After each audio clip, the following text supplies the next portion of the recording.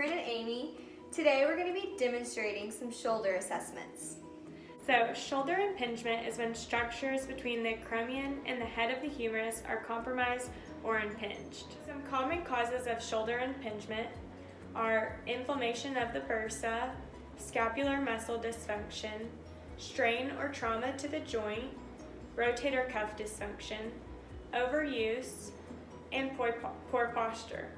Some others include arthritis, falls, degenerative changes, muscle thinning, and decreased blood flow, and many others. Okay, so first we're going to show you the belly press test. So what you're going to do is have the therapist put their hand on the patient's belly with the back of the hand facing the belly, and have the patient press on the therapist's hand as hard as they can. If the patient experiences any pain, it's a positive sign, or weakness compared to the opposite side. So as the therapist, you would test both sides to see if they were having problems with the subscapularis. Next up is the Hawkins test. This test assesses impingement of the shoulder. So what you're going to do is you're going to have the patient bring their arm up to 90 degrees of shoulder flexion and then 90 degrees of elbow flexion. And then the therapist is going to support the arm by resting their hand on their shoulder, and then they're going to passively internally rotate the shoulder.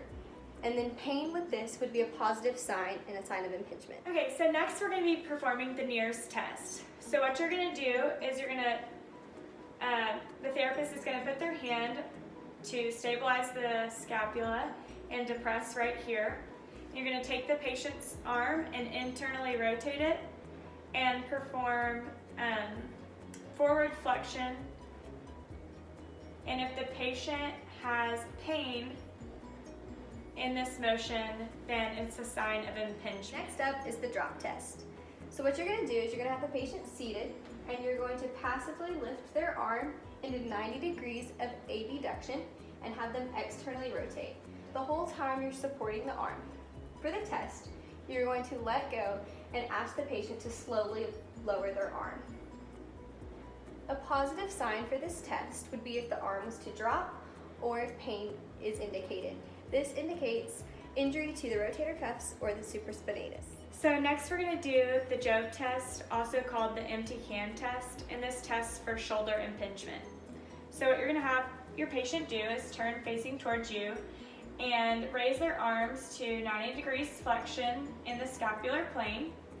You're going to have them internally rotate for the empty can and have them resist while you press down. A positive test would be if they have pain on the affected side.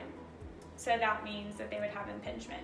One way to determine where the impingement is you can do the full can test, which you have the arms in 90 degrees flexion in the scapular plane, but you don't internally rotate. You'll also press down and have them resist. And if they don't have pain in the full can test, then that means that they do not have an impingement in the rotator cuff. Next up is the lift-off test. This test is assessing for scapular instability or lesions to the subscapularis. For this test, you're going to have the patient put their hand in the small of their back, the back of their hand right here, and you're going to have them lift away. Turn this way. And a positive sign would be if they were unable to do this test. This assessment is the horn blower sign. So what you're going to have the patient do is raise their arm in 90 degrees of shoulder flexion and 90 degrees of elbow flexion. And then you're going to have the patient externally rotate against your resistance. A positive sign would be an indication of insufficiency with the teres minor and infraspinatus. Thanks for watching!